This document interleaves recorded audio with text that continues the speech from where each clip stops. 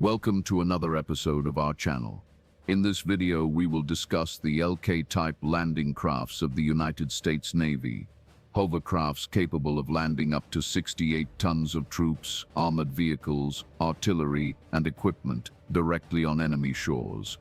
To understand the LCACs, we need to go back in time, with these crafts emerging as a bold response to chronic problems in amphibious landings. The concept of hovercraft, vehicles that float on an air cushion, is not new, dating back to the 1950s with British experiments. With the United States taking this idea, perfecting it and turning it into a war tool to circumvent serious difficulties in amphibious assault operations.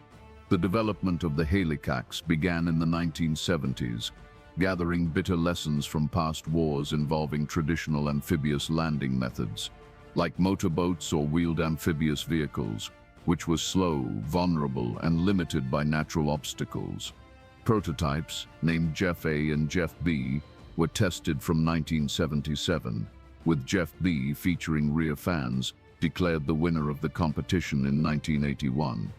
Mass production began in the 1980s, with contracts for companies like Textron, and the first LCAC entered service in 1984, reaching full operational capacity in 1986. In total, 97 units were produced until 2001, each costing an average of around $40 million.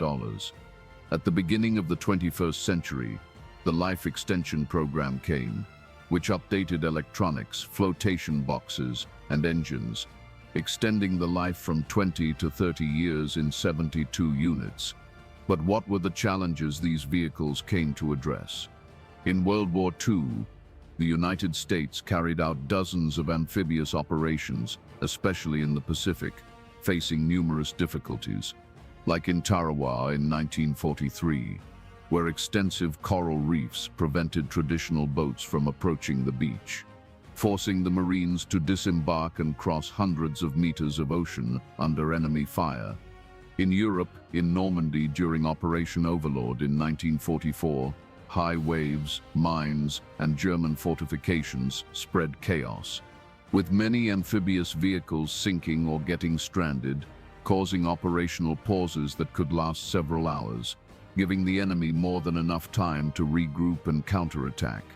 Vulnerabilities to coastal artillery, naval mines, and weather conditions were constant, demanding immense logistical precision. But even with all the planning, the equipment of the time, like the LVTs, was slow and limited to very flat beaches. In the Korean War in 1950, Operation Chromite at Incheon amplified these issues. Extreme tides, with variations of up to 9 meters, created narrow channels and walls of mud seawater, making landing a race against the clock, with amphibious vehicles struggling against strong currents and irregular terrain, and vulnerability to artillery fire leading to major losses. Incheon was a success, but it highlighted the need for something faster and more versatile, capable of ignoring reefs, underwater mines, and steep beaches. All these lessons were crucial, with the United States post-war investing in research for vehicles that could fly over water and land, reducing exposure time to enemy fire, and expanding viable beach options for amphibious landings. The LCACs were born from this evolution, able to operate in 70% of global coasts, compared to only 15% of traditional boats, thanks to the ability to fly over obstacles at high speeds. These crafts are true engineering marvels, measuring nearly 27 meters long by 14 meters wide, with a mass of 185 tons. They are powered by 4 Avico Lycoming TF40B gas engines, with 2 lift fans creating an air cushion, while 2 rotating propellers provide propulsion and direction. They have a top speed of over 40 knots, equivalent to more than 74 kilometers per hour, with a maximum load of 54 tons. Their range at 40 knots is 370 kilometers, and they can travel 550 kilometers at 35 knots in open sea with a 19,000-liter fuel tank. In ideal sea conditions, They can carry up to 68 tons, allowing the landing of an M1 Abrams tank, or a large combination of vehicles, howitzers, trucks, and amphibious assault vehicles. With a troop transport module, they can carry up to 180 fully armed Marines and can be converted to transport 54 stretchers in medical evacuations.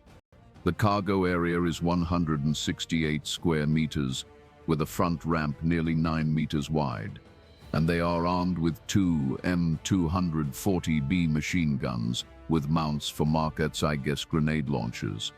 Their crew consists of only 5 sailors: the master, navigator, deck engineer, load engineer, and chief engineer, with versatility being their strong point, being able to operate from motherships to beaches, ignoring waves of almost 2 meters, and climbing 5% inclinations.